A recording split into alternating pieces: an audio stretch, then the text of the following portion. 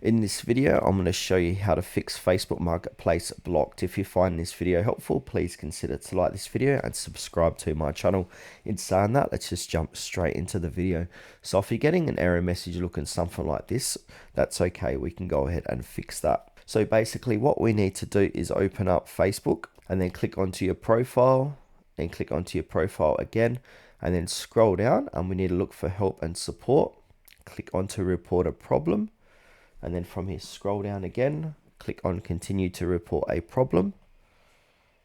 And then we can include this if we want. I'm just going to choose don't include. Scroll down, click onto marketplace. And then we want to go ahead and take a screenshot of that marketplace blocked error message you're getting, upload from phone, and then we need to describe the issue. So basically say, hey, I'm getting this blocked error message. Can you please help me with a fix so I can use Facebook Marketplace again? And then click send, and then wait. After submitting your appeal or cleaning up your account, we want to wait 3 to 7 days for Facebook to review.